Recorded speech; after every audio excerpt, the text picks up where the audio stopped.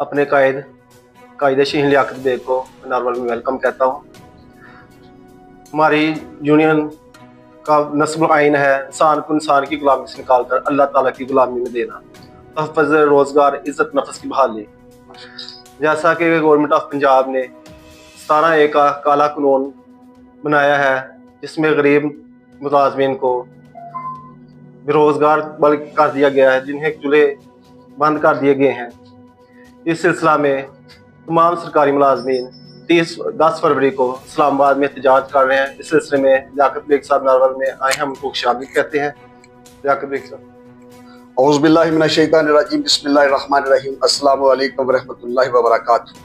सबसे पहले तो मरकज़ी प्रेस क्लब नारवल के फाउंडर जनाब खान साहब और उनके जनरल सेक्रेटरी राना साहब का मैं तहे दिल से मशकूर हूँ कि जिन्होंने हमारे वर्कर्स की, मेहनत कशों की, मुलाजमीन की आवाज़ बने और हमारी आवाज़ को अवानी इक़्तिदार तक पहुँचाने का ज़रिया बने। सबसे पहले तो मैं ये गुजारिश करना चाहता हूँ कि तनख्वाह का कंसेप्ट है क्या, ओल्ड एज बेनिफिट है क्या, सोशल सिक्योरिटी का आगाज़ कहाँ से हुआ। जब हज़रत अबू बकर सिद्दीक़ रज़ी अल्लाह तआला ने हलफ उठाया तो वो अपने ज़ाहिर वो कपड़े के बिजनेसमैन थे, वो सुबह कपड़ा लेके निकले तो रास्ते में चबूतरे पे उमर बिन खत्ताब और उमर बिन आस रज़ी अल्लाह तआला बैठे थे। उन्होंने कहा बाबा जी किधर जा रहे हैं? उन्होंने कहा बाबा अपनी मजदूरी के लिए। उन्होंने कहा जी अगर आप मजदूरी के लिए अपने बिजनेस के लिए जाएंगे तो ये नज़्म व नसक कौन चलाएगा? आप सरकार ने फरमाया कि अगर मैं नज़्म व नसक चलाता हूँ तो मेरे घर को कौन चलाएगा? तब ये तनख्वाह का कंसेप्ट हुआ। पूरा अर्ज़ पे इंसानी ज़िंदगी में सबसे पहले तनख्वाह का कंसेप्ट देने वाले खलीफतुल मुस्लिमीन हज़रत अबू बकर सिद्दीक़ रज़ी अल्लाह तआला थे। जब तनख्वाह के बारे में पूछा गया तो आपकी तनख्वाह कितनी होनी चाहिए, तो आपने फरमाया कि जो मदीने के मजदूर की तनख्वाह है उतनी मेरी तनख्वाह होनी चाहिए। अकाबरीन ने पूछा कि क्या आप इतनी तनख्वाह में गुजारा कर लेंगे? तो माशाल्लाह ज़बरदस्त उन्होंने जवाब दिया कि अगर एक मजदूर उस तनख्वाह में गुजारा नहीं कर सकेगा तो ये नहीं कहा कि मैं अपनी मुराद में इजाफा कर लूंगा, ये कह दिया गया कि भाई मैं मजदूर की तनख्वाह में इजाफा करूँ। इसको महज़ब दुनिया ने अपना लिया। जब ये आप कहते हैं जी कि बेरोजगारी अनाउंस कहाँ से हुआ, बानी सिस्टम उमर बिन खत्ताब रजी अल्लाह ताला के पास एक चोरी का मुकदमा आया। जब कन्फर्म किया तो वो चोर मजबूर था, क्योंकि काजी साहब तो पहले फैसला दे चुके थे कि इसके हाथ काट दिए जाए। वो मजबूर था, उसने कहा सुन इब्ने खत्ताब मैंने चोरी की, मेरी माँ बूढ़ी है, बीमार है, बच्चे भूख से बिलक रहे हैं, मैंने चोरी की। और ऐसा महसूस हुआ ऐसे उठे जगह से कि जैसे बिच्छू ने काटा है, और रिसर्च किया तो वो सच्चा पाया। फिर वो ज़ारो कतार रोए और ये फरमाया कि अगर दरिया दजला के किनारे कुत्ता भी प्यासा मर गया तो इब्ने खत्ताब तेरे से बाज पुरस होगी, क्योंकि रोटी, कपड़ा, तलीम से जितनी भी बुनियादी ज़रूरत ज़िंदगी हैं उसको पूरा करना हुकूमत वक्त की जिम्मेदारी। अब आते हैं यहाँ पर हुक्मरानों की तरफ। अल्लाह माशाअल्लाह, ये वो लोग हैं जो फ्यूडल हैं, जो सनतकार हैं, जो मुल्क को दोनों हाथों से लूट रहे हैं। और अभी पंजाब असेंबली में 500 से लेके 1000 तक सैलरी बढ़ाई गई और हमारी हुकूमत पाकिस्तान भी पीछे नहीं रही। उन्होंने जी 300% सैलरी बढ़ा दी।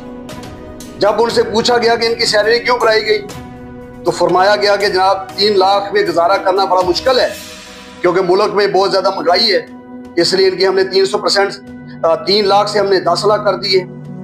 और जब वर्कर को महकमा जात को आउटसोर्स कर दिया, महकमा जात को ख़त्म कर दिया, महकमा जात की निजकारी कर दी गई, इनकी पेंशन छीन ली गई, इनकी ग्रेजुटी छीन ली गई, इनसे बुढ़ापे का सहारा छीन लिया गया, और 30,000 40,000 देने में भी जब इनसे पूछा जाता है कि इनकी तनख्वाह बढ़ाओ तो मुहतरम ये फरमाते हैं कि कौमी खजाना खाली। ये कैसी दोरंगी है? मैं ये समझता हूँ कि हमारे हुक्मरान जो हैं ये ना डेमोक्रेटिक है ना इस्लामिक है।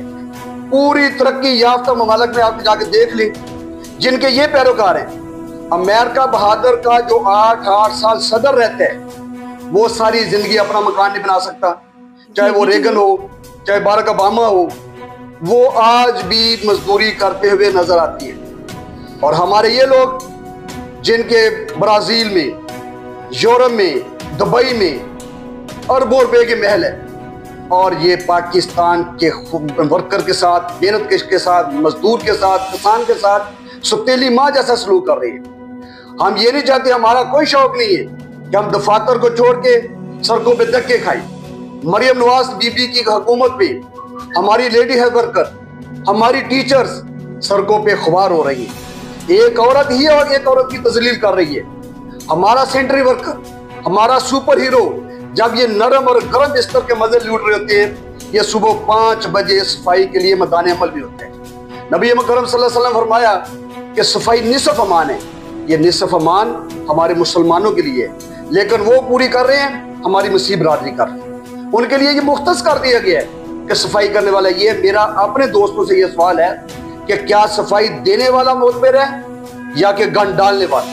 अल्लाह के फजल करम से बल्दिया का हर सुपर हीरो, मैं ये कहता हूँ कि ये सुपर हीरो है जो लाखों गैसें से लड़के, लाखों बीमारियों का मुकाबला करके शहर वफा नारवाल को और पूरे पाकिस्तान के शहर को दुल्हन की तरह सजाने में मसरूफ अमल होता है। लेकिन बदकिस्मती से उनके कानून, उनके राइट्स, उनको जीने का हक छीन लिया गया है। इसलिए मेरी हुक्मरानों से गुजारिश है कि जितने भी काले कवानीन पे मुसल्लत किए गए हैं उनको फिर वापस लिया जाए। ये तो 10 फरवरी को अल्लाह के फजल करम से पार्लियामेंट हाउस के सामने ऐसा जबरदस्त धरना देंगे कि हुक्मरान अपने सारे धरनों को भूल जाएंगे। खून के आखिरी कतरे तक हम अल्लाह के फजल करम से मेहनत कशों के हकूक लेने के लिए मैदान अमल में सीना सपर रहेंगे। इंशाअल्लाह किसी भी कुर्बानी से दरेग नहीं करेंगे।